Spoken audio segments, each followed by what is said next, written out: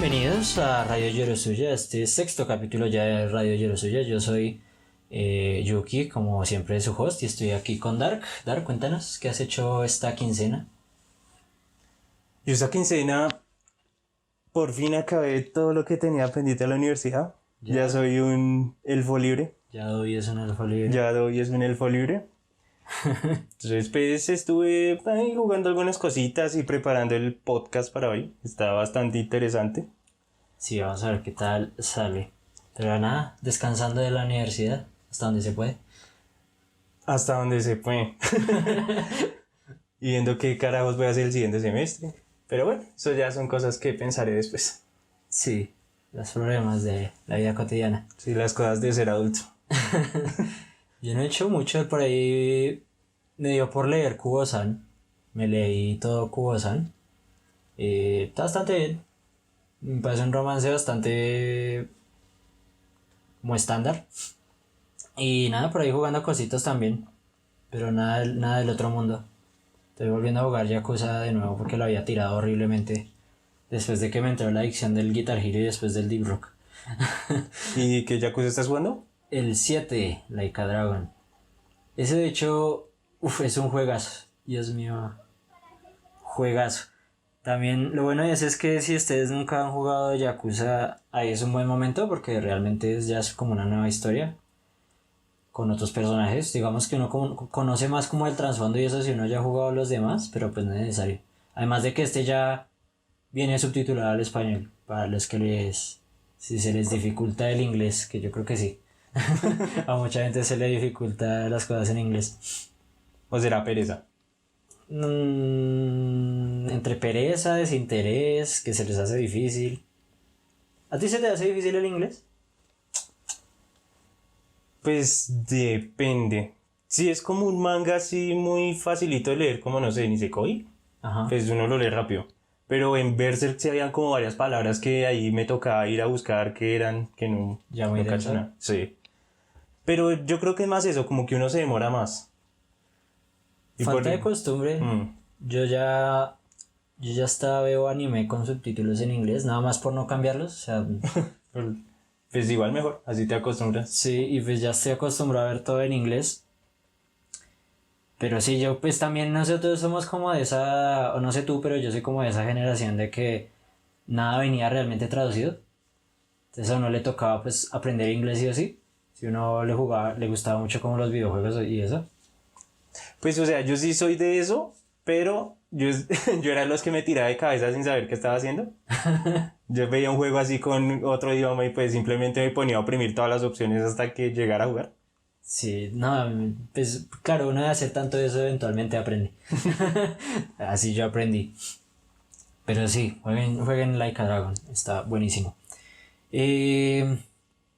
Nada, vámonos a la sección de noticias. Recuerden, denos un like, coméntenos, suscríbanse si les gusta, síganos en Twitter en @Radio Yorosuya 1 y vámonos a la sección de noticias que hay un par de cositas por conversar.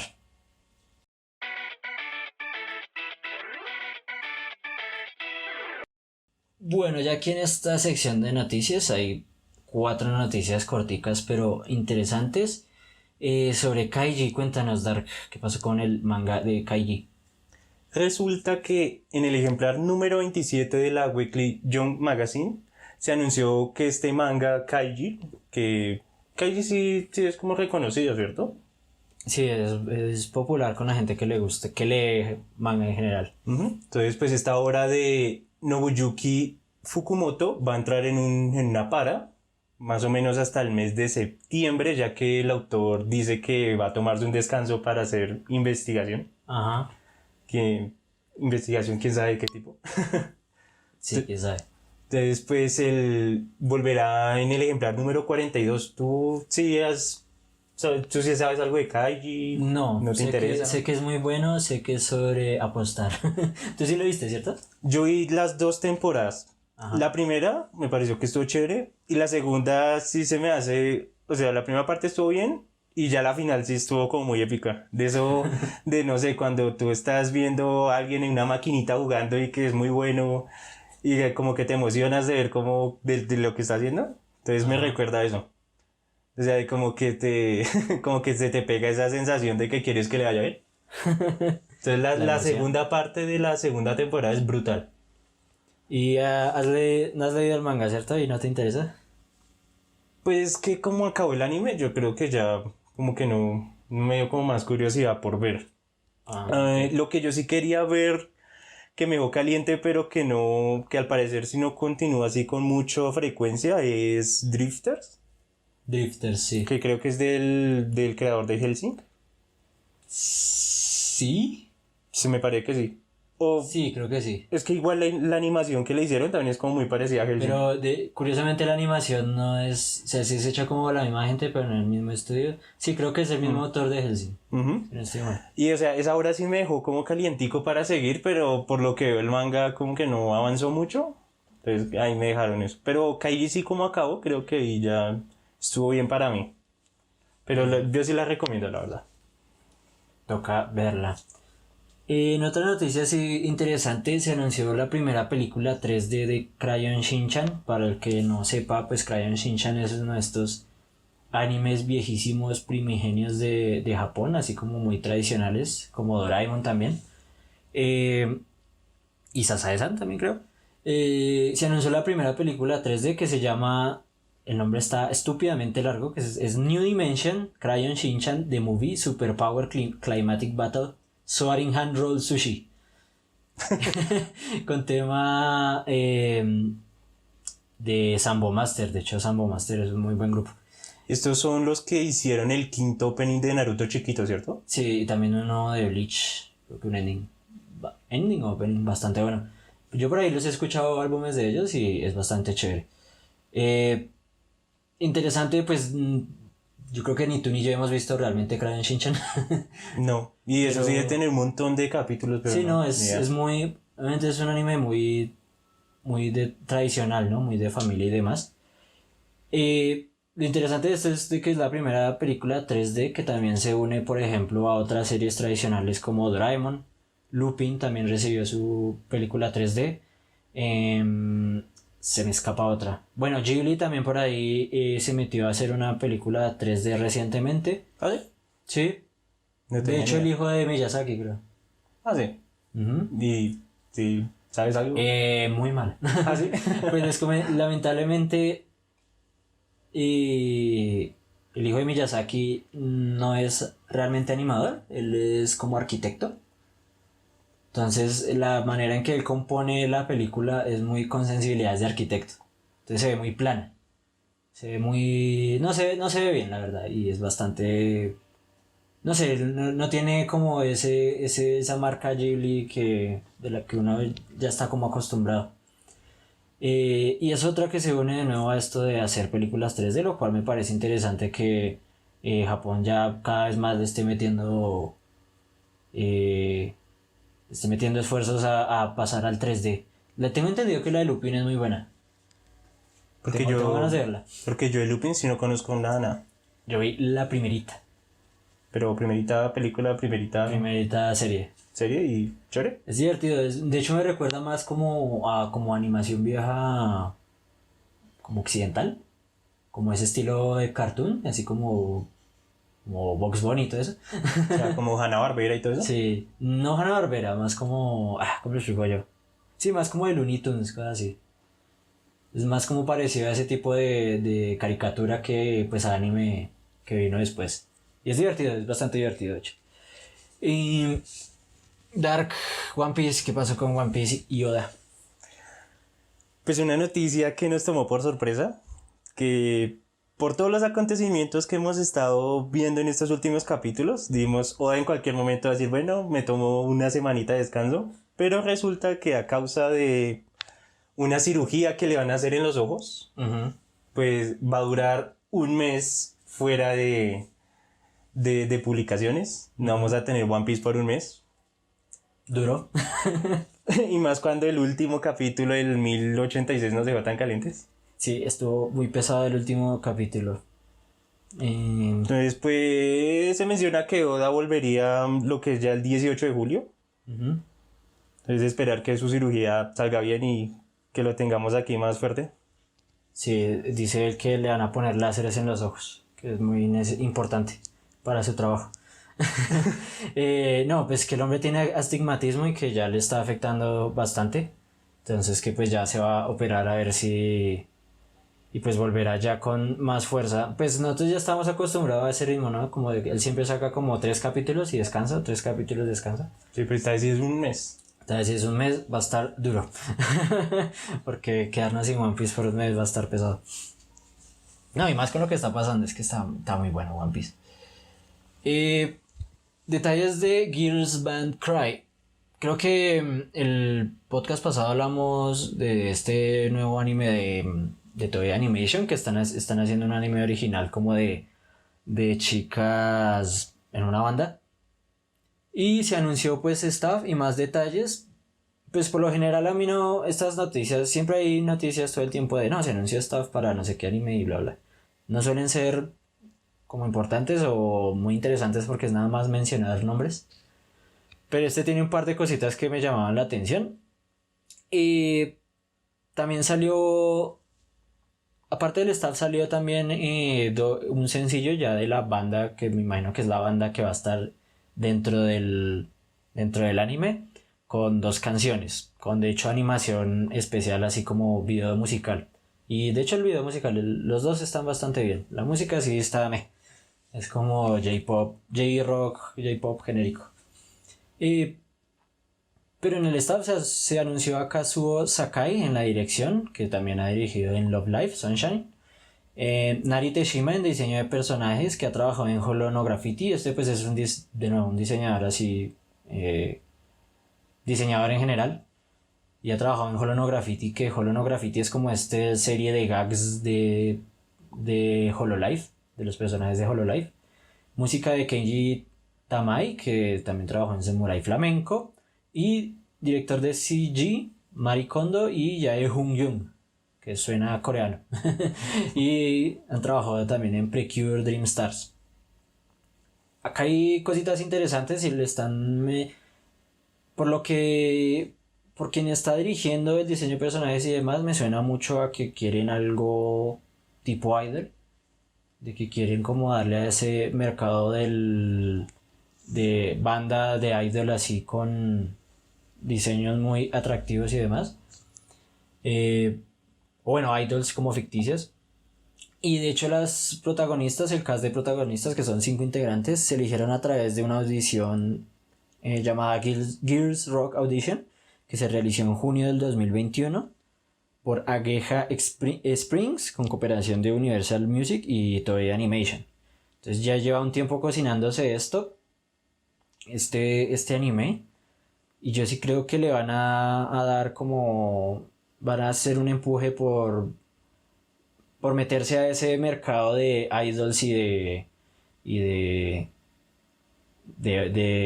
como todo así, todo este espacio como de bandas ficticias y de músicos ficticios. Entonces, esperar. A ver qué creo que sale este año. No sé si hay fecha, pero ahí se anunció detalles que pues me parecieron interesantes. ¿Y a ti si esto de los idols ficticios sí te llama la atención o no te interesa? Nope. Pues a mí me pareció, no sé si eso lo he visto antes, yo creo que no, esto de literal hacer casting como a través como de audición, me imagino musical, porque de hecho el casting, el cast de pues de personas no son como ningún sello establecido y todas van con un nombre como un seudónimo, no con nombre real, lo que yo creo que es un seudónimo. Naya Marina, Yuri, Mirei, Nagito y Shuri. Son las 5 personas que les darán las voces a las protagonistas. Pero no es como ninguna seiyuu reconocida ni nada por el estilo. ¿Pero sí les darán voz como tal o solo como esta parte del canto, ya que es una banda? Pero hubieran anunciado también el cast de voz, ¿no? ¿Quién sabe? Que igual no han... Por eso yo creo que quieren hacer el push con el anime como para sacarlas como artistas. Uh-huh. Porque de hecho ya hablamos de que ya salió el sencillo, ya está en plataformas, ya lo están vendiendo y demás. Entonces yo creo que Es como para sacar un grupo musical, ¿sí? Más que el anime en sí. Es lo que me dio como a entender los detalles que salieron. Pero bueno, esas fueron las noticias que hubo esta quincena así como interesantes. Y pues nada, vámonos al tema de esta semana que está bastante interesante.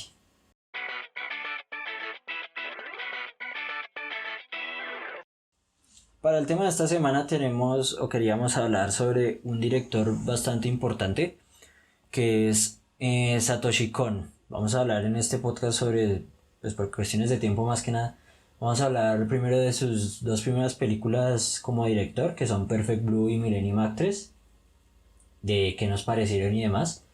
Y cuéntame, Ar, ¿tú sabías antes algo de Satoshi Kon?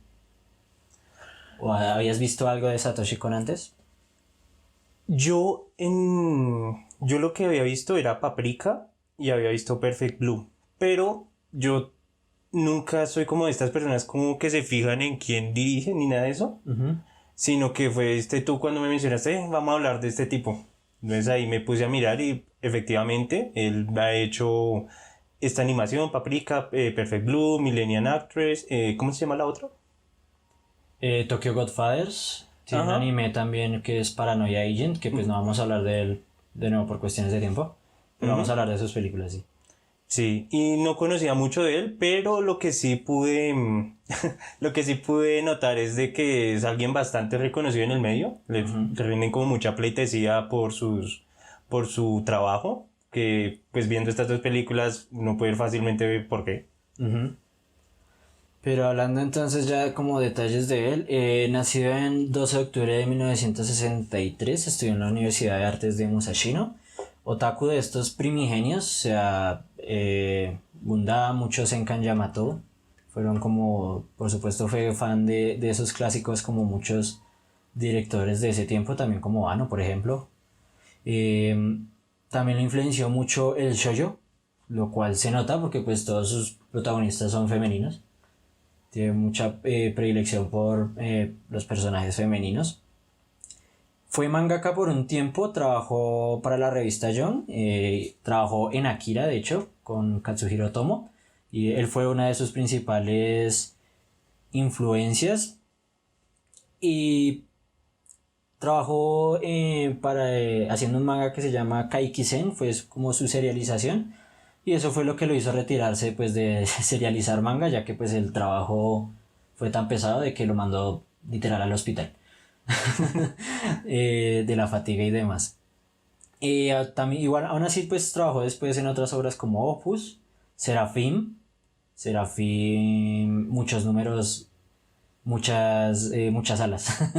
Es un número largote con alas, que de hecho este lo hizo en conjunto con Mamoru, o Mamoru Oishi Mamoru, el director de Ghost in the Shell, de hecho. Y pues también hizo varias otras historias cortas. Su primer trabajo live action fue World Apartment Horror.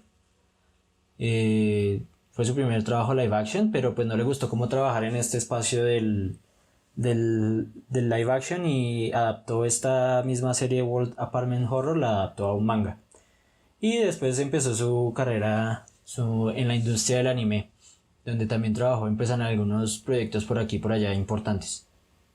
¿Será que a partir de la experiencia de live action fue que, o sea, se decidió ya por trabajar más hacia la animación? Porque yo lo que vi por ahí era de que se decía de que a él como que no le gustaba tanto esta parte de trabajar con humanos, porque no, la forma de representar las cosas no era como tan fluida. Sí, hay varias cosas interesantes. De hecho, Perfect Blue, que ya hablando, metiéndonos a Perfect Blue, 1997 salió esta película. Empezó como una live action, de hecho. Pero el terremoto de Kobe dañó todo el set. Entonces la pasaron a hacer una animación y iba a ser una animación, iba a ser una ova, pero después se fue pasando a película. Y sí, lo que le han dicho obviamente después de todo de Perfect Blue y como de todo su éxito con Perfect Blue, le dijeron, pero ¿cuándo va a hacer cine? ¿Usted está interesado en hacer cine? No sé qué. Como pues también muchos otros directores como Oishi y Ano también han hecho live action. Hicieron cine. Y él dice, no, no me interesa hacer cine. Porque sí, de hecho se nota mucho de que pues realmente el estilo de él... O sea, le han preguntado que si Perfect Blue podría ser como una película. Y él dijo, pues de pronto sí, pero muchas cosas serían distintas, ¿no? Y ya vemos que, ya pues ahorita que vamos a hablar de las películas y demás, nos damos cuenta de que realmente él sí usa muy bien el medio con el tipo de cosas que hace. De hecho, él tiene un estilo muy de él, es como estos cortes súper rápidos entre escenas, que son súper rápidos, y él dice que pues realmente eso no lo hubiera podido hacer en cine, sería como brutalmente difícil, mientras que en animación sí le acomoda perfecto para el tipo de dirección que él va formando. Pero Perfect Blue, tú antes ya habías visto Perfect Blue, ¿cierto? Ujú. ¿Qué te parece? Pues a mí en su momento me pareció una película bastante buena. O sea, eso de que tú te lanzas a algo y no sabes qué vas a ver, el Ajá. plot twist que tiene también se me hizo muy bueno. Es muy interesante la dirección que tiene la película, porque al principio se te muestra, se te da la sinopsis de qué va a ser la película, y dices, ah, chévere, pero luego la dirección ya de, por ejemplo, la protagonista, Mimari, Mi Marín. Mimari, que por todas las cosas que le van pasando, ella como que empieza un poco como a delirar, se podría decir incluso, de Ujú. que ya no sabe qué es real y qué no, y que eso mismo se representa en la dirección que se le da con el cambio de escenas, de que en un momento está hablando en su personaje durante su actuación y luego está en el apartamento así de golpe, pero pareciera de que hubieran estado como en el mismo set en ese momento. O Ajá. sea, es Se como tú empieza... dices, es un corte bastante así de golpe, pero no te corta la película. Y es chévere porque es como muy dinámica. Ujú. Si tú llegas a distraerte, como que yo como que llega un punto y dice, uy, pero ¿qué pasó? Ya aquí no, ¿en qué momento llegamos a esta parte? Entonces como que siempre tienes que estar prestando mucha la atención para no perderte en la dinámica que te propone la película. Sí, es muy como que todos estos cambios que va teniendo mentalmente, como estas confusiones mentalmente que va teniendo la protagonista, las va uno sintiendo también en la forma en que uno ve, en cómo se va desarrollando la película y como todos estos cambios de escenas que también uno se siente como igual de confundido. Yo esta película no la vi hace poco, ya hace de pronto un año o un poquito más, y en su momento pues me impactó bastante y quería de hecho volverla a ver. Porque de hecho el giro del final pues como que le recontextualiza a uno muchas cosas y lo pone a pensar y sí es como para volverla a ver. Es muy buena. A mí me gusta mucho de hecho cómo establece desde la escena inicial como este contraste entre Mima en el escenario y Mima en la vida cotidiana. Porque la vemos a ella como en su trabajo, como idol y no sé qué, está ella en el escenario, todo pues como muy protegida, obviamente hay como cierta seguridad y todos se preocupan por ella, en cambio en su vida cotidiana está como al aire libre, ¿no? Como medio desprotegida.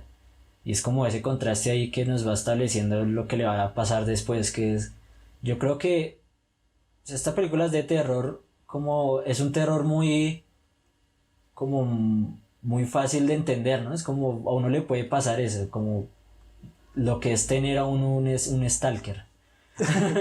No se me ocurre nada más Que terrorífico. sí, que me gusta mucho que cómo se trabaja el horror hoy en día. O sea, básicamente son películas que siempre buscan tirarte screamers a la cara y Ujú. cosas de fantasmas.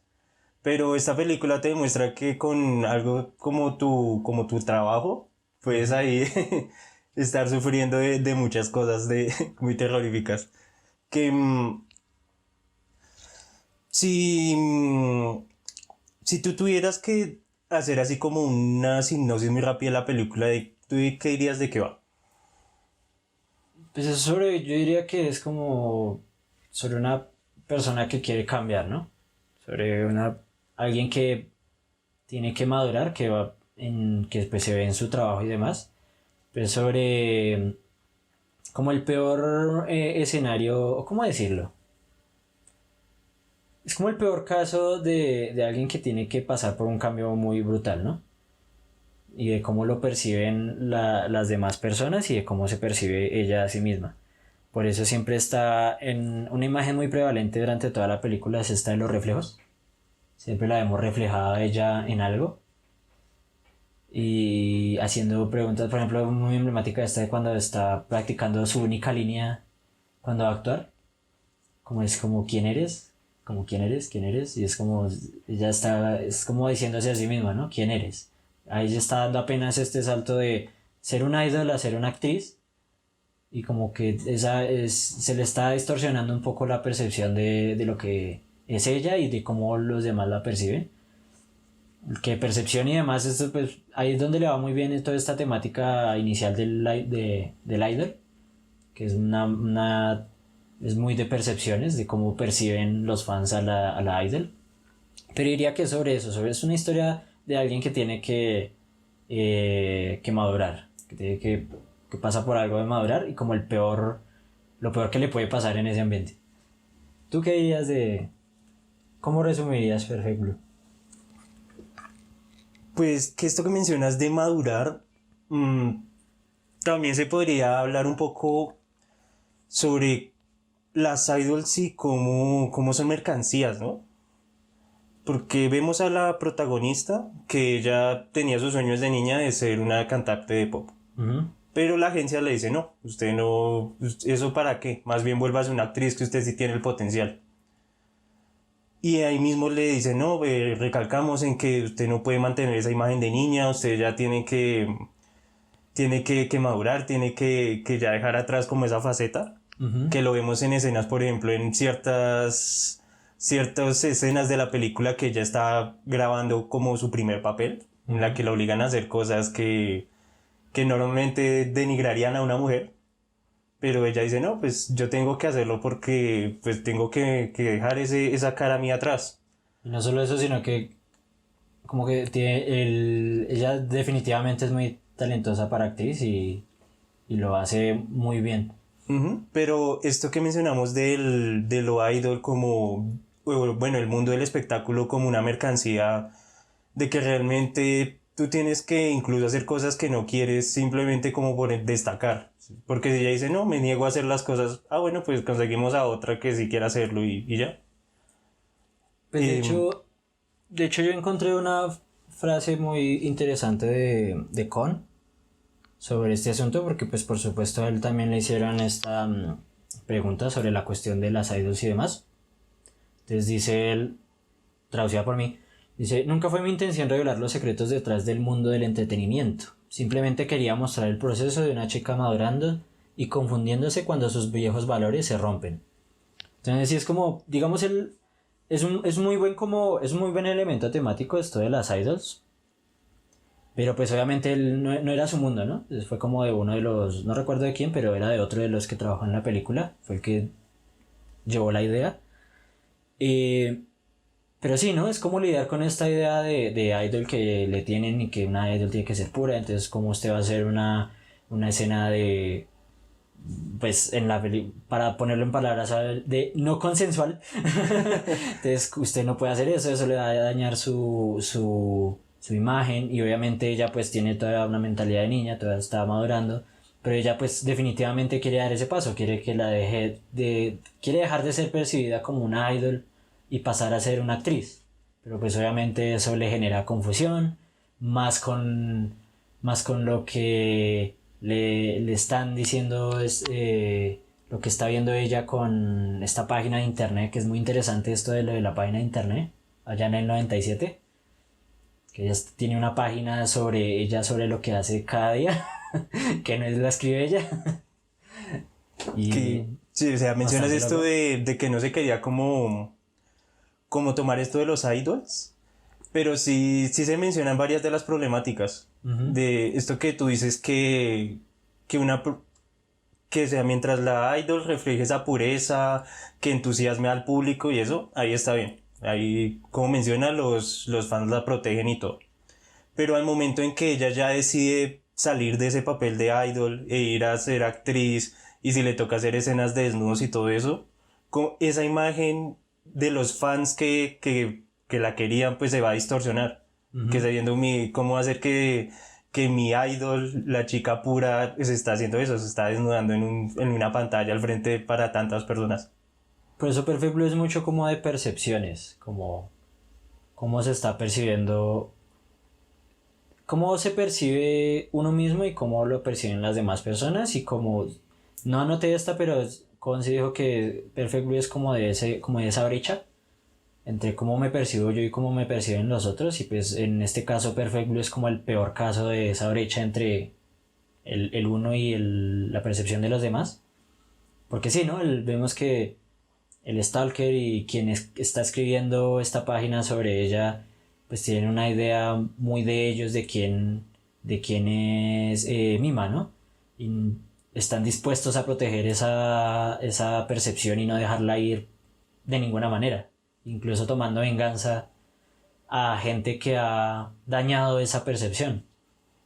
Entonces, Y que esa percepción llega a distorsionarse tanto que cuando tú mencionas que están escribiendo un diario sobre lo que ella hace diariamente como si ella lo escribiera, pero que es otra persona, de que realmente no se está refiriendo a Mima, a nuestra protagonista, sino como a esa imagen idealizada de la idol.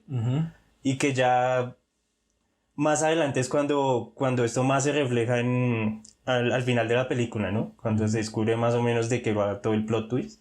sí, que es bastante intenso. De hecho, yo en segunda mirada yo dije, voy a ponerle bien cuidado quién es quién. Y primero algo que me parece muy interesante y no sé si estoy de verdad, si la película me puso muy loco, es que como que a veces el, el, el cuarto como que incluso cambiaba como de lugar, era súper raro y como que añadía la confusión. ¿Tú sí concluiste algo de ahí? Yo el cuarto lo que es... o sea, no vi tanto como que las cosas cambiaran de lado, sino que habían como muchas más cosas dentro de cada vez que mostraban el cuarto. O sea, como que no sé si por todas estas cosas que le pasaban a la protagonista, como que la cabeza no le daba como para pensar en organizar la cosa, sino que todo se iba acumulando y se iba acumulando en el cuarto. Y que había un punto en que tú veías ya cosas de comida y tiradas, papeles por todos lados. Entonces, yo lo veo como por esa parte. Pero yo veo, no sé, de pronto es de verdad estoy loco o no sé si es algo como adrede, pero a veces como que de cuadro a cuadro algo cambiaba y se veía como extraño y eso como que a uno también le daba esa ansiedad de ¿cómo se dice? Como de incomodidad de que las cosas como que están raras. Y de pronto no, de pronto si uno va y lo mira cuadro por cuadro todo está igualito. Pero aún así la película a uno le da como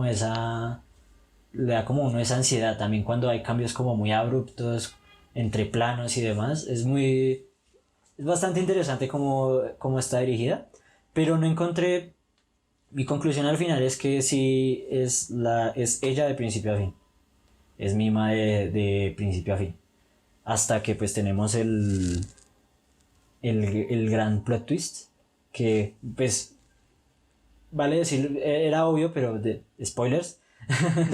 Era bastante obvio, pero Pues obviamente desde vamos a ese hablar momento, con ¿no? spoilers. Este momento ya empecemos con los spoilers. Ya vimos como una sinopsis más o menos de hacia dónde va la cosa. Como esto, tú dices En una temas. chica que era una idol de pop, que no Una era, idol, o sea, sí. no era esto tan reconocida, sino que era más como una idol menor, que ya quiere como progresar.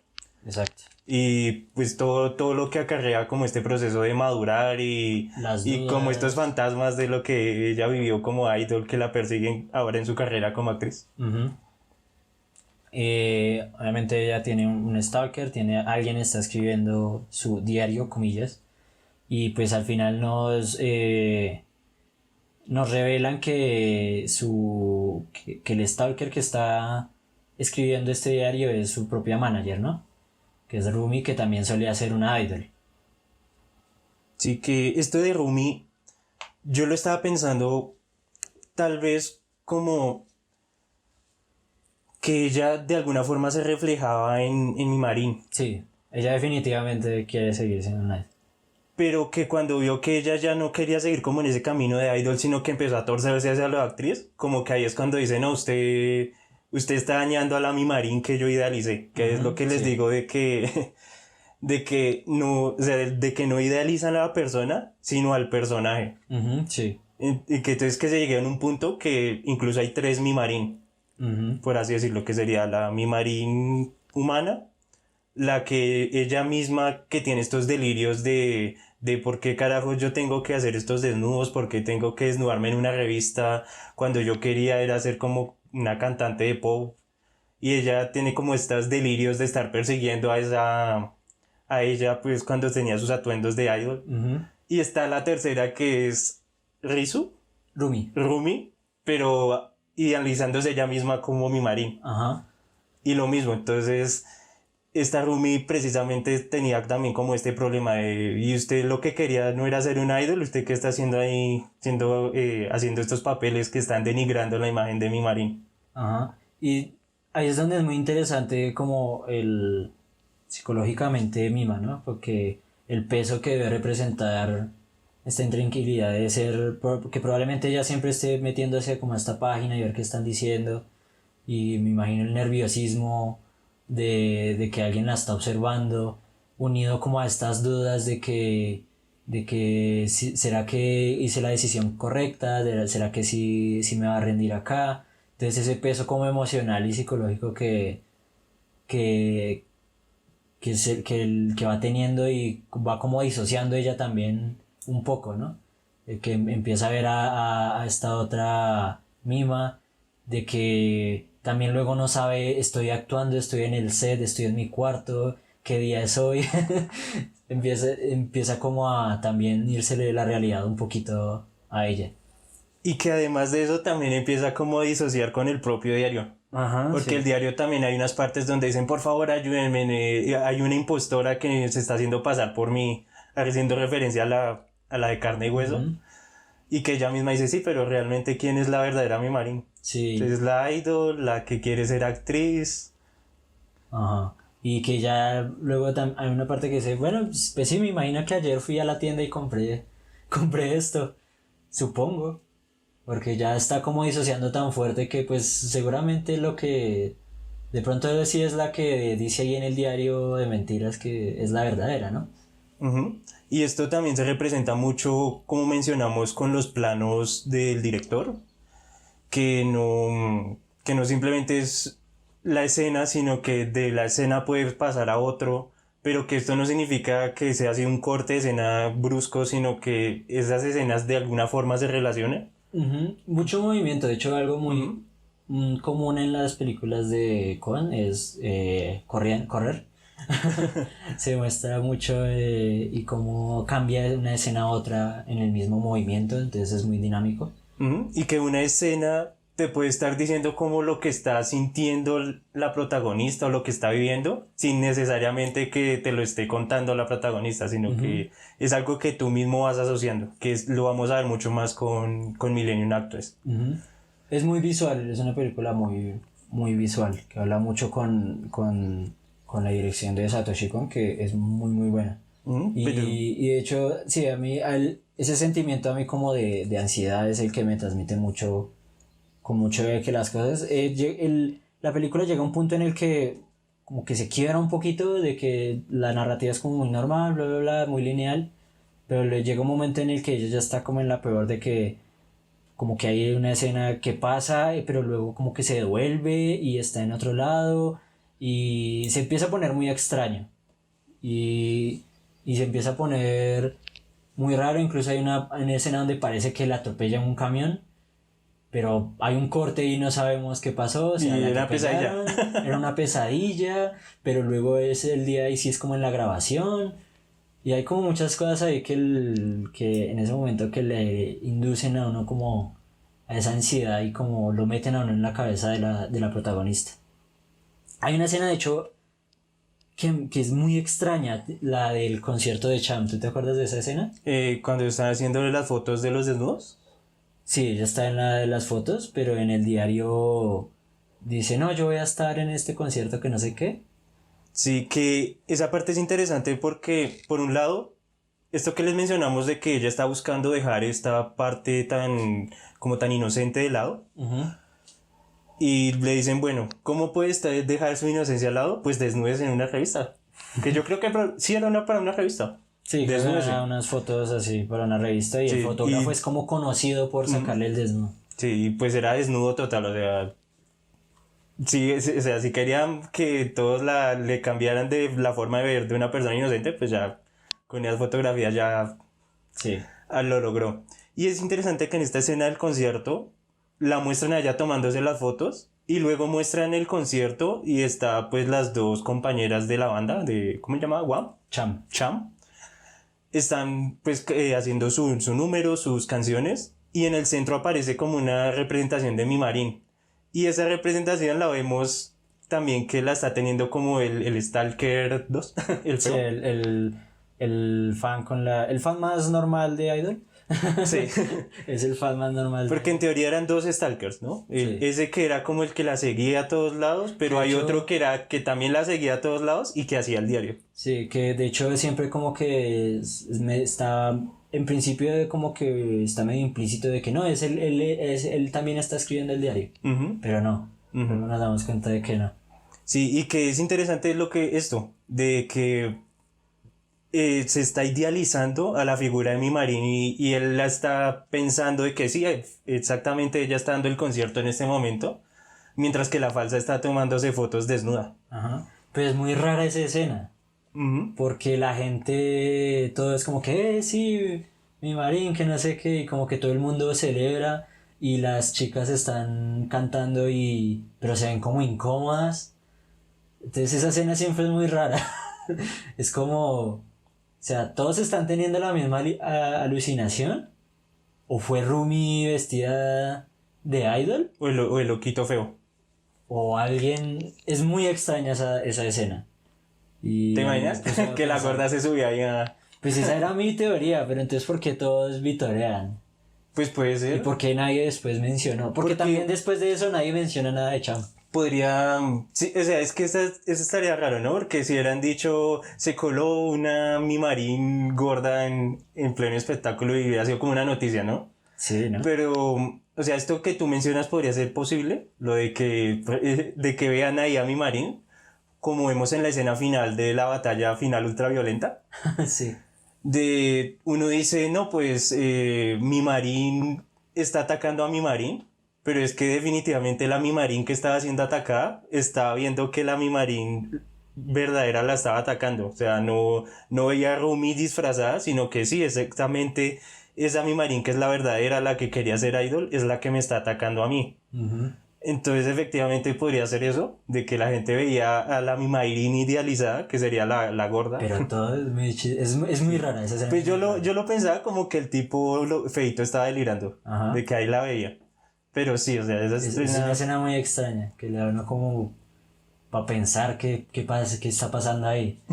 Que también las chicas se les ve como extrañadas, como que es como si alguien se hubiera de verdad subido ahí al escenario.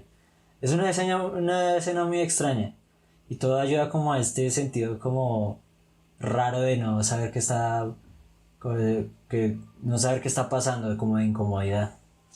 Y ya después obviamente nos enteramos de que realmente pues es ella, Rumi, la manager, que solía ser una idol también, quien está escribiendo todo el diario, incluso tiene su cuarto es igualito al de ella, excepto que todavía tiene el póster de Cham. Y Que ahí ya lo quita, ¿no? sí, ella lo quita al principio. Y ahí es cuando se nos da la revelación de que pues Rumi es quien le ha estado haciendo pasar por todo esto, ha estado matando a las personas cercanas a ella, la intentó matar también a ella, mandándole al fan tranquilo, al fan Que, razonable. que bueno, entonces un primer tema que toca la película es esto. Como esta figura del idol como una mercancía. La persona ya se vuelve una mercancía y si quiere seguir progresando, pues tiene que hacer propios cambios a su personalidad si es que quiere seguir. Entonces, bueno, haga sus actuaciones, si tiene que hacer escenas duras, pues tiene que hacerlas, todo sea por progresar. Y luego está esta parte de los fantasmas de cuando era idol. De, de que todo está muy bien hasta que haces algo que a los que no les guste. Ujú. Que en este caso, pues uno puede decir, bueno, se desnudó, entonces, pues obviamente va a hacer que los idols pierdan como esta imagen de una chica pura, pero ya trayéndolo como algo más simple, incluso hasta tener novio, ¿no? Lo que veíamos un poco en Ochinoko. O Sí, de hecho, sea, si tienes pareja, ya ahí ya pierdes como esa categoría de mujer pura que como que hace feliz a los fans. sí, sigan viendo Shinoko, porque pues ahí se habla mucho de esto, de todo como estos cánones que tienen que seguir las idols y todo estas como reglas para mantener esta imagen, si no la imagen se quiebra. Y yo creo que en Perfect Blue mi Marin sí quería romper esa imagen. Ella, sí, digamos, la escena de no consensual era una escena muy pesada, obviamente, que para alguien que pues hasta ese momento era una niña, pero ella pues es pesada, entiende, pero pues dice, pues no, yo quiero ser una actriz y quiero demostrar que soy una actriz. Y hace la escena, la hace muy brutal, es como, o sea, yo que esa escena para mí todavía es muy difícil de ver. Y pues, demuestra que ella tiene ese talento, pero en últimas obviamente pues, la vuelve como a... eh, cuando pues recuerda toda esta imagen que ella tenía y estos valores que ella estaba manteniendo hasta este punto, pues obviamente le pesa, ¿no? Que es ya cuando llega al apartamento y como que se quiebra y empieza a llorar, ¿no? Yo en ese momento dije, ¿será que esta es Rumi? Pero no, dije, no, como dije, yo creo que siempre es mi Marina hasta el final. Y, y sí, se quiebra porque obviamente está teniendo estos conflictos con esta imagen que ha mantenido, esta imagen que espera que tengan de ella y pues, lo que ahora tiene que hacer.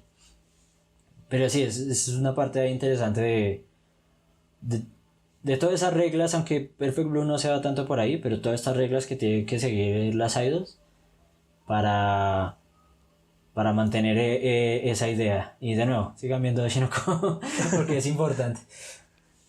Entonces, bueno, tenemos esto que estaba mencionando del idol, ¿no? La idol decide dejar pues esta profesión y dedicarse a la actuación. Y estos fantasmas de las personas que llegaron a idealizar el personaje a tal punto que primero vemos cómo la stalkeaban, de que tenían una página web de ella, de qué era lo que hacía en el día a día. Que también es muy pesado si tenemos en cuenta de que no había como un espacio en el que ella estuviera segura. Sí, no. Porque en ese diario estaba tanto lo que pasaba en el set de grabación como lo que pasaba en la casa o ahí Sí. en el supermercado donde compraba cositas. Ajá. Entonces, bueno, a eso se le suma, bueno, está la presión de que ella pues está dando este paso como hacia su vida adulta, ¿no? De que qué va a hacer. Entonces, pasar de ser una idol muy inocente de pop a ya una actriz que pues, le toque hacer escenas fuertes. Entonces ya está este salto. Y que además están intentando atentar contra su vida. Uh-huh. Sí, es bastante duro. Entonces, lo primero que vemos es la carta bomba. Sí, les mandan una carta bomba y como el otro uno es el manager y el otro es, bueno, el de los negocios. La abre y puff, le estallan las manos. Y yo como, no, todo bien. Sí, sí, una advertencia, pero Eso todo bien. fue una bromita. Sí, entonces es como muy interesante como ese fenómeno de que la sociedad esté como tan enferma, ¿no? De que llegue a tal punto como de obsesionarse con algo de incluso atentar contra la vida de la persona que en teoría es a la que están idealizando. Y eso es un tema muy interesante porque hoy en día es como demasiado importante, ¿no? Ya que pues tenemos el internet, donde, pues si en este momento hablamos del internet en el 97, donde nadie lo usaba y solo era como, digamos, esa página que le hacían a ella, si uno lo piensa, lo ve ella quien lo escribe y unas 100 personas más, por ejemplo. Pero ahorita con redes sociales y de nuevo, si están viendo Shinoko, se darán cuenta ahora de lo fácil que es como destruir a alguien en masa, ¿no? Entonces no... Era importante en ese tiempo y yo creo que sigue siendo muy importante ahorita con muchas cosas que han pasado y con cosas que le han pasado a idols de verdad. Digamos, pues si se quieren arruinar el día...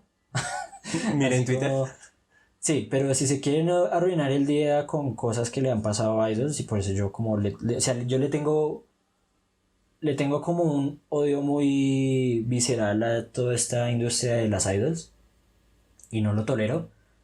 Lean lo que casos de esos que le han pasado a idols, porque si bien Perfect Blue es como el peor caso sí, como en medios, porque Perfect Blue es como muy visceral y se siente muy violento en puntos. Hay casos de la vida real que son peores y más tristes. Entonces, Sí, de esos yo sí no he como revisado mucho. por eso Y digo, si se quieren arruinar el día, el único que yo vi así era como de una que estaba cantando, un escenario, y que se subió un tipo y la agarró de la mano y véngase conmigo y ¿usted quién es? Y un man que la quería secuestrar ahí en pleno show.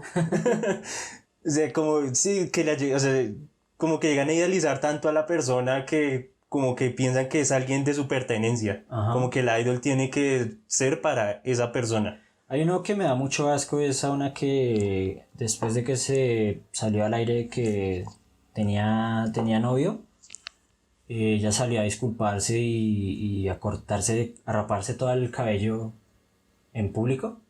Como para pedirle disculpas Ajá, al público. sí, y eso me pareció, o sea, el nivel de deshumanización, ¿no?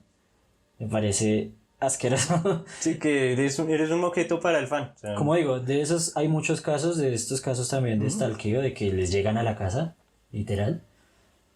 Y por eso es muy interesante verlo cómo está representado acá en Perfect Blue y cómo tratarlo de pensarlo en tiempos actuales, ya con un internet que es gigante, ya viéndolo también representado. Si están viendo yo sé que Dark no anda al día con Oshinoko. solo oídos. Entonces no sabe, pero si han seguido Oshinoko como los desarrollos más recientes, pues es como también un caso de nuevo de eso, de como de deshumanización y de tratar de destruir algo con el poder del internet.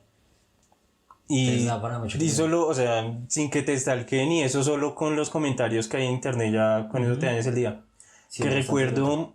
mucho, o sea, hablando de esto, me acuerdo del caso de el actor que interpreta al Spider-Man de Marvel. ¿Holland? Que ¿Tom Holland? sí, ese. Que él sí hubo un tiempo en el que decía de que ya como que las redes sociales le estaban enfermando la cabeza, entonces que iba como a apartarse de eso. Y con Sí, o tú te acuerdas también ¿te acuerdas del niño de Star Wars? del niño Que hace Anakin creo que es en ¿de la primera? Sí. Sí, Pues sí, es me lo mismo, acuerdo. la crítica y todo esto lo llevan a la demencia, creo que atacó a la mamá. Ese es un caso bastante triste de eso también. De cómo todas estas críticas y demás también lo llevaron a, a lo peor también. Y Perfect Blue también pues se siente muy visceral por eso y por eso digo que el terror de Perfect Blue es como se siente como más cercano, ¿no? Ujú. Como a cosas de fantasías o de fantasmas. El de este se siente como más real, por así decirlo. Y da como más miedo por lo mismo. Entonces con esto es el mensaje de que a las personas que hacen esto, pues que lo piensen más, de que pues hay una persona detrás del monitor que está leyendo eso, excepto si son jugadores de fútbol. Excepto si son jugadores de fútbol, ellos no son personas. Ahí sí, ahí sí vale todo, no se merecen nada. Pero sí. Barbaridad. Dios mío. Pero retomando, sí, está esto de que el idol tiene que deberse a los fans, de que mientras hagan lo que los fans quieren, no hay problema. Pero ya que busque novio, que busque una vida, y sí ya está como yendo en contra de los ideales que tienen los fans. Que pues, en este caso vemos de una forma muy visceral que llegan a acciones violentas. Y también como ese daño psicológico que tienen. Sí. Por ejemplo, la manager. Yo vi la primera vez la película, nunca me di cuenta que era la manager sino hasta el final. Sí. Pero tú cuando ya tienes esta idea en la cabeza y empiezas a ver la película de nuevo, ya ves como unos detalles ahí que tú vas cachando. Sí. Por ejemplo, cuando ella va a hacer la escena de la biopic, De la no consenso. de la no, ¿sí, no?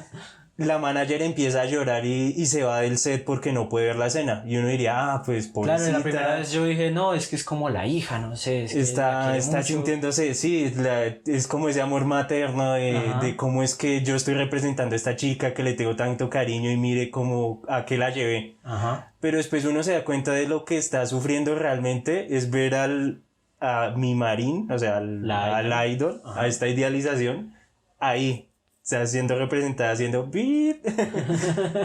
Haciendo, mira. realmente se siente mal es por eso. Lo mismo, ella cada vez que aparece en una escena con esto de no, que mi Marín tiene que ser actriz, no sé qué, ella no, pero mi Marín, segura, ¿qué tal si seguimos con el pop? Mire que... Sí, ahí es donde uno ya ahí se va dando cuenta como de esos detalles. O sea, ya fue el último que me di cuenta fue ya acabando la película cuando van en el carro que la ataca el loquito feo. Ajá. Cuando ella le dice, bueno, vamos voy a al llevar, apartamento de mi Marín. Y de modo. Y yo, pero, ¿y por qué el apartamento de mi Marín y no a tu apartamento? Sí, eso es bastante. Eso es Y yo no bastante me había curioso. cachado ese detalle sino hasta ese momento. Que esa escena también del ataque del loquito también es como extraña. Porque uno como que pareciera que fue mi Marín la que se defendió, pero luego el tipo aparece como que no fue ella la que lo atacó. Es muy extraña esta escena. Sí, es muy rara. O sea, yo al final como que dije, sí, ella como que de alguna forma sí se defendió, lo dejó por allá incapacitado, pero la gorda como que armó ahí la escena de alguna forma. Sí, porque le está haciendo un ataque psicológico muy áspero. Ujú. O sea, ella sí como que... Porque es ella de hecho la que le ayuda a que entre a la página, de hecho. Y es como... O sea, le hace como... Le deja ahí plantada cosas para que ella se vaya descolocando también psicológicamente. Que hablando de la gorda, ¿no te recuerda a la actriz de La Sirenita?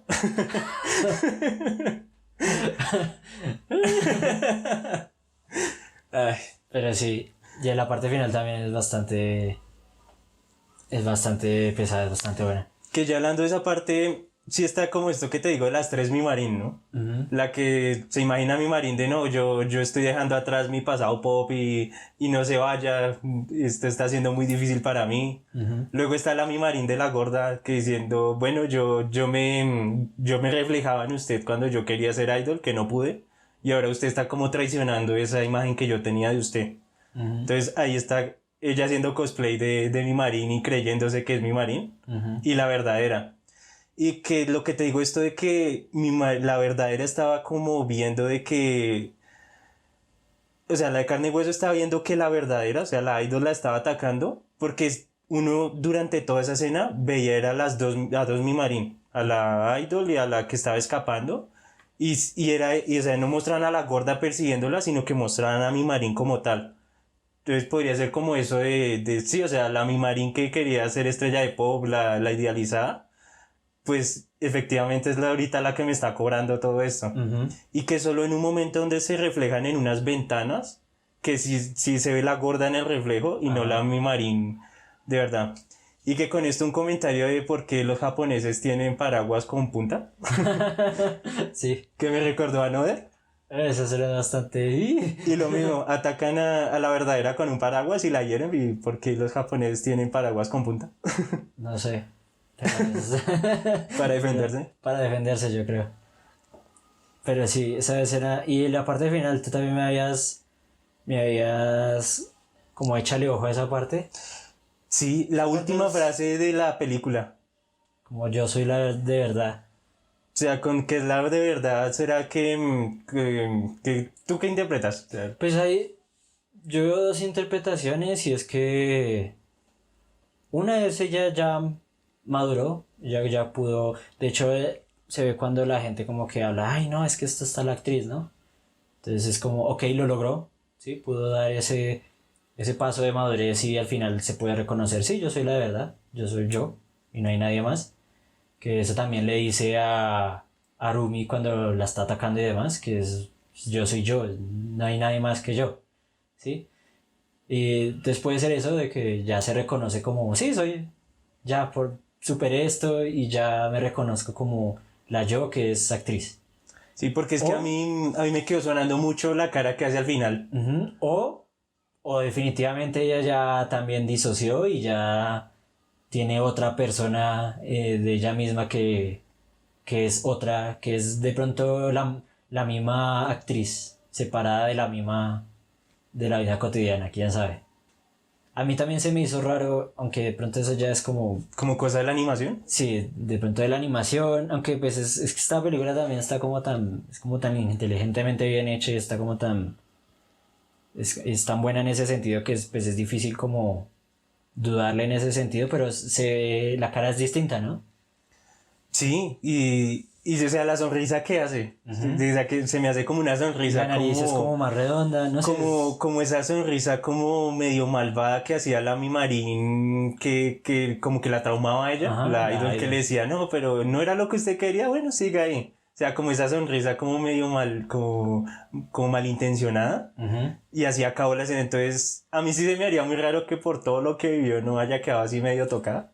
Yo digo, puede ser que esté disociando, ¿no? De que ahora tenga, como digo, que tenga ahora esta otra Mimarín, que es la Mimarín actriz de ahora, no sé, como otra personalidad que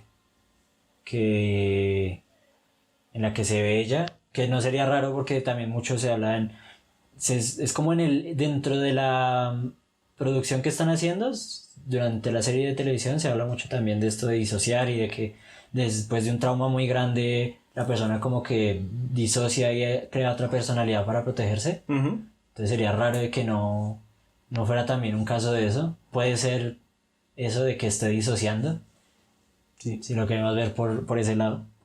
Y que, y que esto lo podemos ver también en Millennium Actress, de que el autor, sí, el director utiliza mucho esto de que lo que está viviendo por un lado se parece como también a la parte personal de la persona, entonces lo va uniendo. Y ahí es cuando uno tiene que estar muy pendiente de ver en qué momento es real y en qué momento ya se pasa a la fantasía. Sí, es bastante curioso, pero así da mucho que pensar Perfect Blue. Pero Pues bueno, ya saben, no acosen a nadie excepto si es futbolista. Esa es la primera conclusión de esta película. la industria del idol es horrible. Nada, le tengo mucho odio. Pero bueno, pasando a cosas más felices. Porque Millennium Actress es definitivamente... Y de aquí en adelante las películas de Satoshi Kon son más ligeras. Pasando a Millennium Actress. Esta sí no la habías visto antes, ¿cierto? No, esta sí no tenía ni idea. La vi de hecho esta mañana. Senen Jojo, creo que es en japonés el nombre. Del 2001. Basada ligeramente en la vida de Hideko Takamine y Setsuko Hara. Y es como una carta de amor a toda la historia del cine japonés. Obviamente hay muchas referencias ahí que nosotros no cogemos porque somos unos otakus ignorantes apestosos y no vemos cine, entonces no sabemos de cine japonés. La música es de Susumu Hirasawa. Susumu Hirasawa también entrará como a ser un colaborador importante de Satoshi Kon. Susumu Hirasawa también es compositor de Berserk, de prácticamente todo Berserk, de la vieja, creo que también de los juegos, de las películas. Y es la última, interesantemente también es la última película de Kon en animación tradicional, o sea, en celdas. ¿Pero qué te pareció? ¿Qué te pareció Millennium Actress? De que es esto de que al principio se ve como una historia como muy normal, o sea, como algo lineal. O sea, te cuentan algo que va a pasar y te lo van mostrando. Pero lo mismo, que el autor tiene como esta facilidad como para presentarte la historia de una forma muy dinámica, que en este caso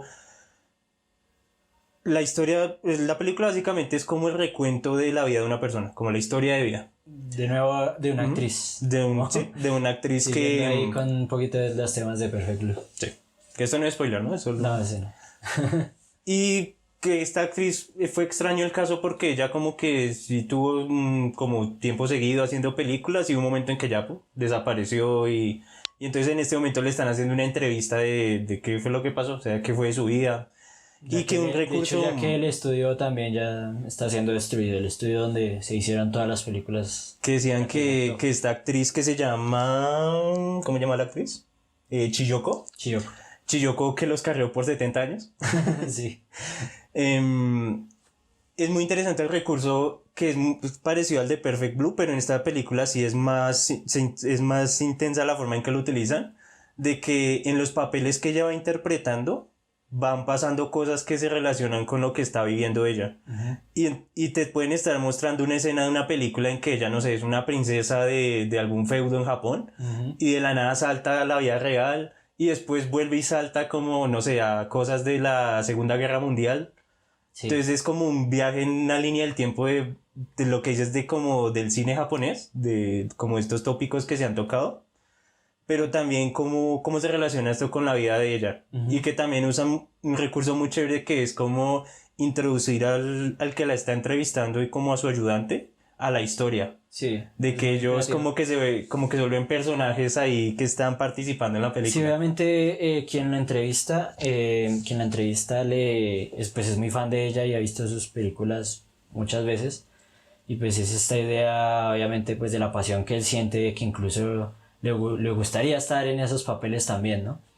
Entonces es como también de parte de él es como lo ha inspirado y como lo que significan estas películas para él, que él sí se mete incluso en los personajes de las películas que ella va contando y demás.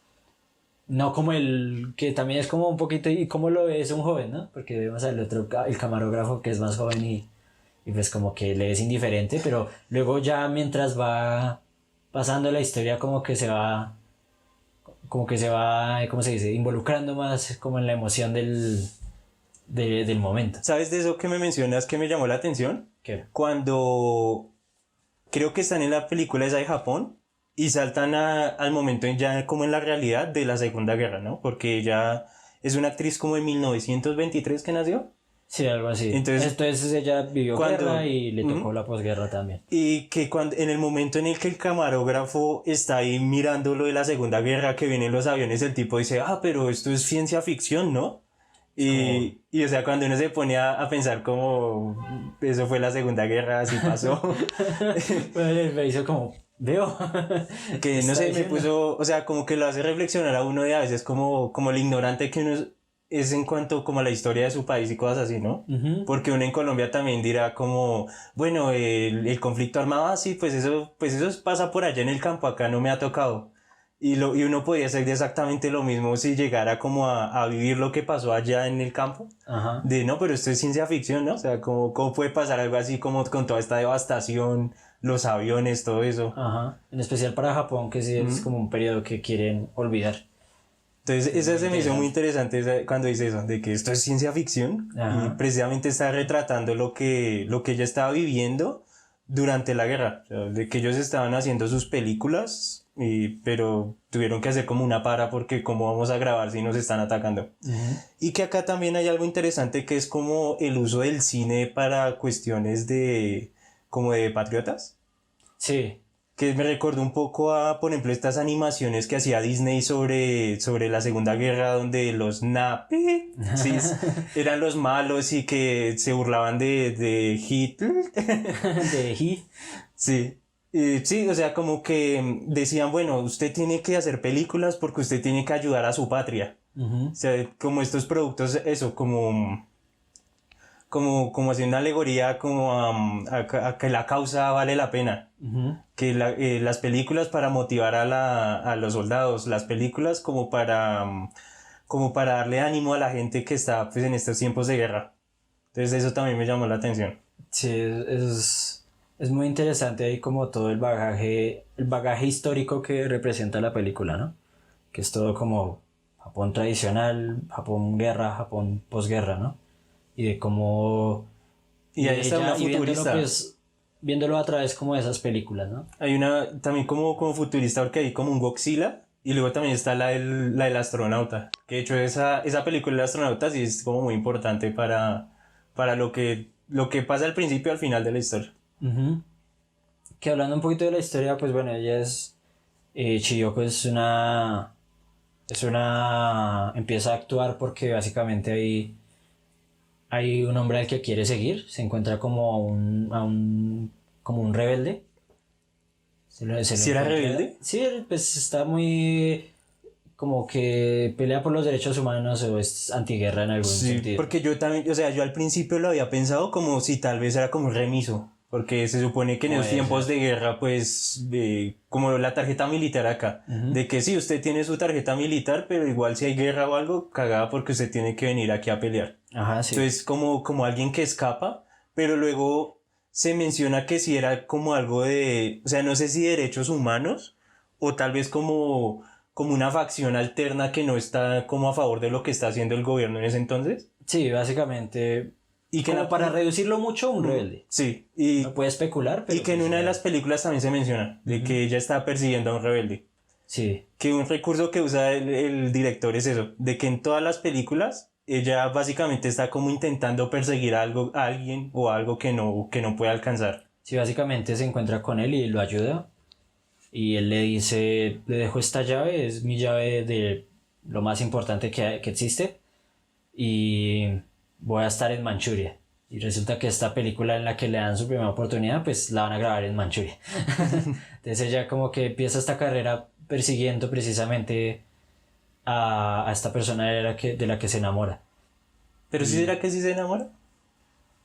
De hecho, pues es muy chistoso porque yo creo que al final es un poquito ya esa como, de nuevo, hablando como en Perfect Blue, es como de nuevo como de estos ideales, ¿no? Entonces, pues obviamente su primer encuentro con él es como de mucho impacto, ¿no? Y entonces ella está como persiguiendo esta idea del primer amor. Ujú. Porque ella Y también, sí como que pero obviamente eso tiene un peso en ella que se ve muy reflejado al final, ¿no? sí que, porque ella lo menciona como yo quiero es cumplir la promesa que tenía, que la promesa es exactamente devolverle esta llave que guarda lo más importante del mundo. ¿Qué es lo más importante del mundo? Sus indumentos de arte. Sí, pues, ¿quieres responder esa pregunta ya o más adelante? No, sí, pues sí tiene respuestas. ¿No era de sus instrumentos de arte? Sí.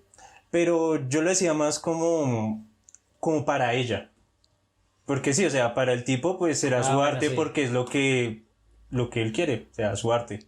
Pero para ella, ¿qué es lo que ella, qué es lo para ella, qué significa esa llave? Buena pregunta, no lo había pensado. Porque sí, o sea, yo lo veo de esa forma.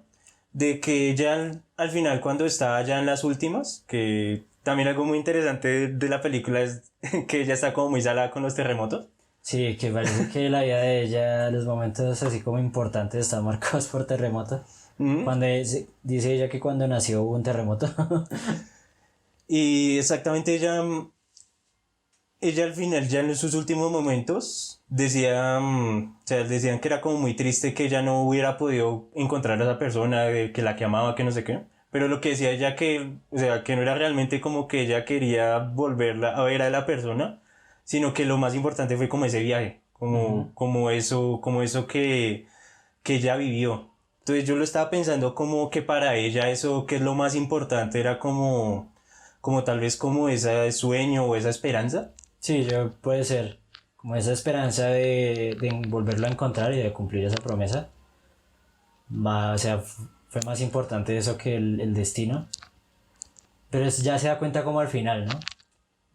Porque de resto sí se le ve, pues se le ve mucho el peso con el que ha cargado, que eso más ha representado como un peso y como, pues en un momento le representa como esas ganas de encontrarlo de nuevo, que le permite como eh, llevar toda su carrera de actriz. De hecho, su coestrella, con la que siempre hacía papeles y que ella hacía como de su secundario, ella pues le tenía como esa envidia, ¿no? De que ella por esa esperanza como que se veía más joven, como que se brillaba más por todo eso. Pero al mismo tiempo ella pues le está como, es un peso para ella emocionalmente como ese sueño que mantiene de encontrar a esta persona. Ujú. Ya sea como de cuenta al final de que pues como toda esa esperanza y demás en sí misma fue la que valió la pena, más allá de si lo encontró o no. Y que, volviendo un poco a lo de Perfect Blue, de que este director también usa mucho como esto de que como que la protagonista empieza a flashear, ¿no? Uh-huh. De que hay en una película de las que ella hace, es como una princesa de, no sé, de algo de Japón, feudo o algo así. Y que hay una bruja, una sacerdotisa que la maldice de alguna forma. Y que lo que le dice la sacerdotisa es de que la odia más que como a nadie en el mundo, pero igual como que la ama más que a nadie en el mundo. Y uno podría decir, ah, pues sí, es como una escena que se relaciona como con lo que ella vive, pero quién sabe a qué hace referencia. Y esa escena de esa vieja diciéndole que es como lo que más odia y lo que más ama en la vida, siempre como que ella lo empieza a flashear en otras películas de eso. Sí. Que empieza a mirar, no sé, a un espejo y ve a la vieja diciéndole eso. De nuevo el uso de los reflejos, sí. O incluso cuando ella está viejita ya, o sea, cuando está dando la entrevista, lo mismo. Ella mira un retrato que bueno, que es algo que no comentamos, de que en una película le dicen, bueno, es que tal persona le dejó algo en una pared. Y luego resulta que en la vida real sí le habían dejado algo que era como un retrato. Y ella pues de alguna forma lo quitó de donde estaba en la pared y lo enmarcó. Y ella estaba mirando ese reflejo y también vio a esa vieja diciéndole que es lo que más ama y lo que más odia. Que siempre era como una figura así como misteriosa, pero ya al final ella reconoce que es como ella misma, ¿no? Ella misma diciéndose eso. Sí, y que yo lo pensé como, o sea, ¿qué es lo que más ama a ella y lo que más odia? Pues lo que más odia es tal vez de que esta búsqueda de este hombre que como que le decían, venga, pero es que usted como que está desperdiciando su tiempo haciendo eso, ¿no? O sea, usted podría estar pensando, no sé, en tener familia o algo así, que ella tiene un flash, o sea, tiene como un crashazo eso en la cabeza, de que mi mamá me está diciendo que porque yo no estoy consiguiendo familia, sino que estoy detrás de este hombre. O sea, está eso de que es lo que más odio porque también es algo como que la enjaula, ¿no? Como que siempre tiene que estar pensando en ese hombre, tiene que estar pensando en esa promesa, pero que a la vez es algo de lo que ella más ama porque pues es como ese sueño, esa esperanza que ella tuvo toda su vida y pues si era lo que ella quería, pues no, ¿qué arrepentimientos va a tener? Pues yo digo que porque en el momento en que ella se reconoce, así que es ella misma diciéndose eso, es cuando ve el retrato de ella, ¿no? Así como niña, cuando está muy joven. Y yo creo que es ella misma. Yo creo que le está diciendo esa versión joven de ella, que es lo que más ama y lo que más odia. ¿Sí? De que ama ese lado que... El de la esperanza, sí, que del conoció deseo. a este hombre y que es algo que guarda con mucho cariño, pero al mismo tiempo pues la odia porque ella ya no puede ser ella. ¿Sí?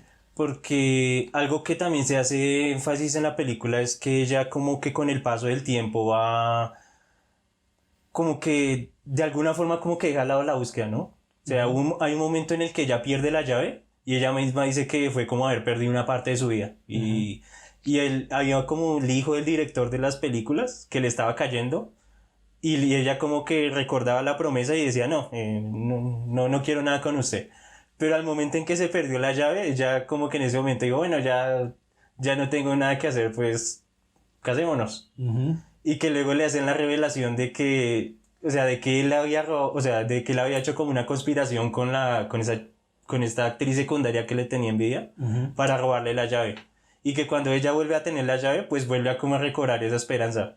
Que es también cuando llega el policía que se ve al principio que está persiguiendo a este rebelde, digámosle, que le confiesa, ¿no? Que le deja una carta. Y es una carta de este hombre. Ella pues ya vuelve como de nuevo a perseguirlo y se va hasta hasta el fin del mundo a Hokkaido, ¿era? Sí. Entonces es como esto sí lo pueden volver a encontrar. de que a medida que crece como que va perdiendo esta juventud, pero también como que va perdiendo estos sueños, esta esperanza, ¿no? Los va dejando a un lado. Sí, de nuevo se le convierte como en ese peso y por eso ya cuando yo digo ya se reconoce ella en el reflejo contra su yo joven y dice pues que es lo que más ama y lo que más odia en el mundo. Yo creo que ama esa versión de ella, pero odia que no puede volver a ser ella, yo creo. Porque pues ahí es cuando ella se reconoce que pues se da cuenta de que pues realmente no, o sea, si lo encontrara él no va a poder reconocer a esa niña de antes. Y que igual no le iba a poder encontrar. No, porque se revela de que pues él esta persona ya llevaba muerta muchísimos años. Entonces, por este caso de como era alguien contrario al gobierno de Japón, entonces pues la represión llevó a que el policía que lo apresó lo asesinara. Lo torturó y lo asesinó. Que ella nunca se entera de esto. O sea, No. ella muere pensando que tal vez él sí está pintando sus cuadros en alguna parte. Sí. Y esto mismo, o sea, ella pierde en ese momento como ese deseo cuando pierde la llave, luego lo vuelve a recuperar, luego lo vuelve a perder en otro terremoto. Sí, grabando la escena del cohete, de que se va en cohete, llega un terremoto y ahí es donde definitivamente pierde la llave. Y ahí es cuando decimos esto de que ella como que ya para de hacer películas y se pierde. Y luego ella menciona que la persona que está haciendo la entrevista, que le recordó que de hecho él era como un ayudante en este set de grabación. Sí, siempre empezó a ser un ayudante del director. Entonces ella misma le dice que gracias por haberle traído de vuelta eso. O sea, ahí como que vuelve otra vez a como a tener este deseo, esta esperanza por eso. Pero ahí nos revela de que no era necesariamente que ella quería ver al tipo, sino que era como todo como estarlo buscando lo que a ella la motivaba. Y pues ella pues al final ya se va en su última búsqueda por él. Sí, que en esta película de Japón feudal, la bruja le dice también algo como que si no puede buscarlo en esta vida, que se irá en la otra. Sí. Y la escena final es muy bonita, cuando ella ya muere, que el cohete empieza a despegar y se va hacia las estrellas a hipervelocidad. Sí, a unirse, es una estrella actriz, ahora es una estrella en el firmamento. Bastante poético, muy bonito, de hecho me gusta mucho la perspectiva de quien la está entrevistando, que ya se me fue el nombre. Me gusta mucho la perspectiva de él porque también es como lo ha inspirado, ¿no? Porque se nota que a él lo ha inspirado muchísimo durante toda su vida. Le guarda como mucho amor a ella como por su trabajo y demás. Es muy bonita, es una película muy bonita. Sí, y ya solo hablando de la música, yo había momentos en que me daba cuenta que me ponía a cabecear. Es muy bonita, a mí me gusta mucho la música. Pero no cabecear de dormir, sino así, que está bien intensa. Está buena, sí. Que algo me está moviendo, que yo soy como así, que medio hiperactivo y no me estoy quieto. Y, o sea, y de forma inconsciente estoy moviéndome. Y yo, uy, pero la música me está... Sí, o sea, la banda sonora está bastante buena. La dirección, pues lo mismo. O sea, al principio parece como una película muy lineal. Pero al momento en que ya empieza como a hacer estos contrastes de lo que ella está sintiendo con las películas, de que te saltas a diferentes, en diferentes épocas del tiempo, luego vuelves a la realidad, luego otra vez estás en las películas y no sabes. Que a mí me pasó un momento en que me perdí, que fue en una película cuando atrapan al rebelde. Sí. Lo atrapan y lo encarcelan. O sea, ella estaba encarcelada como por encubrirlo, que pues, como decimos, está como ese paralelo con lo que pasó en la vida real. Ajá. Pero luego la sueltan que porque lo capturaron y se lo llevan. Y el actor tenía como esa cicatriz del policía que Sí. Yo en ese momento pensé, uy, pero los atraparon, atraparon a los del set, ¿qué pasó? Cuando no, pero esto es una película.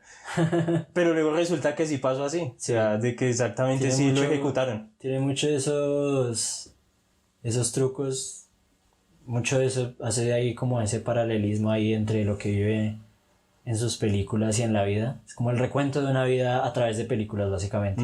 Y es muy, muy bonito el aspecto visual, tiene partes muy chéveres. Aquí ya es donde yo veo más como el estilo de Satoshi Kon de estos cortes rápidos entre una cosa y otra, como de poner paralelos entre, o sea, como poner la misma imagen encima.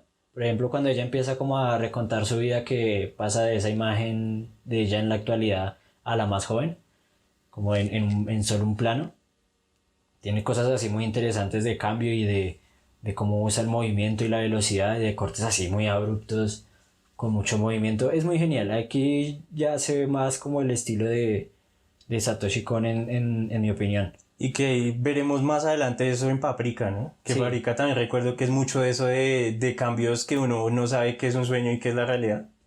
Sí, y Paprika tiene unas secuencias bellísimas, Paprika también muy geniales. Sí, Pero y pues ya hablaremos de eso en el siguiente. sí, la siguiente quincena. Entonces, ¿Algo para más? finalizar, pues recomendado totalmente estas dos películas. Como Sí, les vean. mencionamos, no va a ser como ver cine de Marvel de que uno se sienta ahí y ve algo lineal pasar, sino que si uno tiene que estar pendiente de lo que está pasando porque si se distrae ya, ¿qué está pasando? ¿Por qué cambiaron de vestuarios? Y también como los simbolismos, ¿no? De lo que está pasando con las personas en su vida en personal, con lo que están ella haciendo, ya sea en Perfect Blue actuando o pues esta chica en sus películas.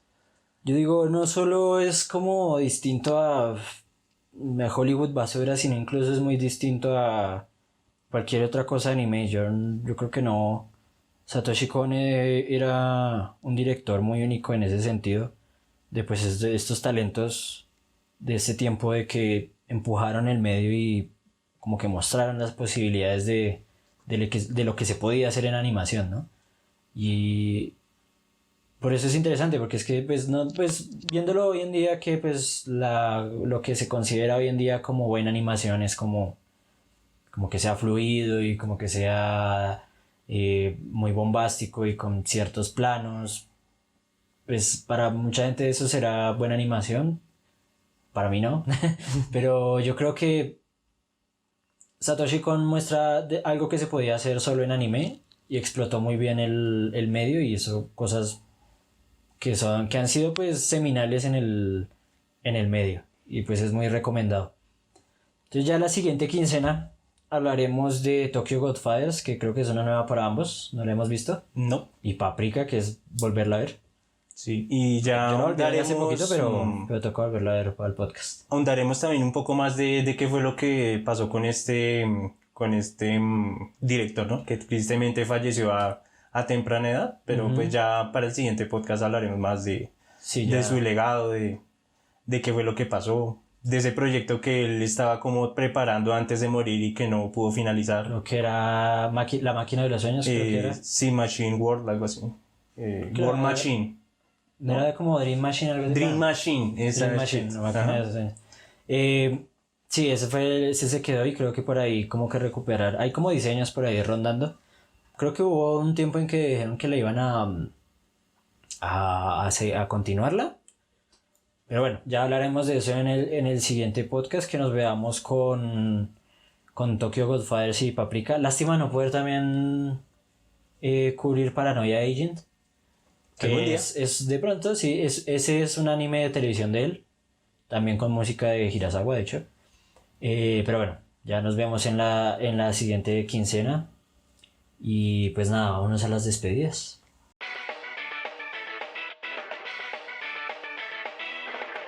Bueno, ya en el final de este podcast, muchísimas gracias a todos los que nos escucharon hasta aquí. Y Dark, cuéntanos qué tienes para recomendarnos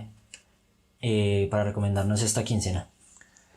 Bueno, las veces anteriores he estado como recomendando cosas más digeribles para todo el público, como que como era algo que cualquiera podría escuchar. Ajá. Bueno, tal vez me con Delta no por lo que ya es como un trash más underground. Pero en este caso lo que les voy a recomendar es una banda japonesa de post-black metal. De Japanoise. De Japanoise. De post Em, Entonces esta banda se llama Asuno Yokei o Asuno Hokei. Jokei. Yokei. Y tiene dos álbumes, les recomiendo los dos. Que me llamó la atención fue que cuando la primera vez que la vi, era una monita china en la portada. Y yo, pues, ¿qué será esto? Como algo de, así, música, J-rock, J-pop. Y cuando me puedo escuchar que era black metal, post-black metal, pues está bastante bueno. Si les gusta así la música más rápida, más violenta. Tal vez, pues, si los que no les gusten las guturales, pues ahí sí nada que hacer. Pero la verdad está bien, me gusta mucho. Entonces, el álbum de 2018 que es Awakening y el de 2022 que es Island. Entonces los dos están muy recomendados. Que yo conocí a la banda por Island, que es el que te digo de la monita china. Voy a ver si la tengo acá. Pues es que está chiquita, pero ahí está. Vea pues.